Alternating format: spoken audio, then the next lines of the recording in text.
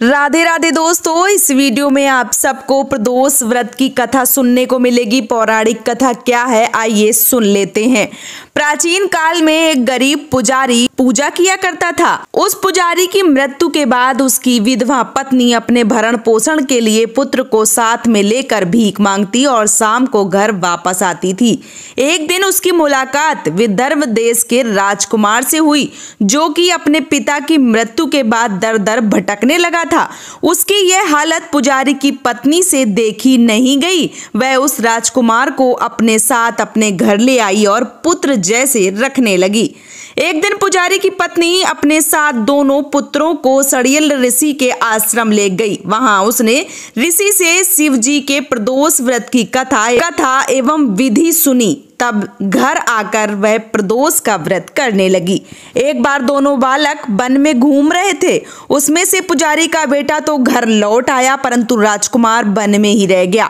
उस राजकुमार ने गंधर्व कन्याओं को कीड़ा करते हुए देखा तो वह उनसे बात करने लगा। उस कन्या का नाम असुमति था। उस दिन वह राजकुमार घर देरी से लौटा। राजकुमार दूसरे दिन फिर उसी जगह पर पहुंचा जहां असुमति अपने माता पिता से बात कर रही थी। तभी असुमति के माता पिता ने उस राजकुमार को पहचान लिया और उससे कहा कि आप विदर्भ नगर के राजकुमार हो ना, आपका नाम धर्मगुप्त है ना। असुमति के माता पिता को वह राजकुमार पसंद आया और उन्होंने कहा, शिव जी की कृपा से हम अपनी पुत्री का विवाह आपसे करना चाहते हैं।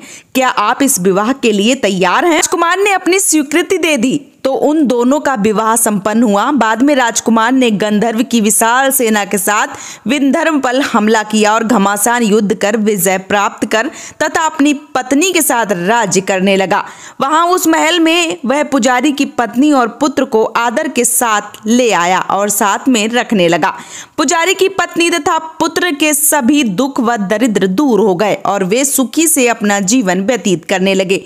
एक दिन असुमति ने राजकुमार से इन सभी बातों के पीछे का कारण और रहस्य पूछा। तब राजकुमार ने असुमति को अपने जीवन की पूरी बात बतलाई और साथ ही प्रदोष व्रत और महत्व और व्रत से प्राप्त फल से भी अवगत कराया। उसी दिन से प्रदोष व्रत की प्रतिष्ठा और महत्व और बढ़ गया तथा मान्यता अनुसार लोग यह व्रत करने लगे। कई जगह पर अपनी श्रद्धा के अनुसार स्त्री पुरुष दोनों यह व्रत रखते हैं।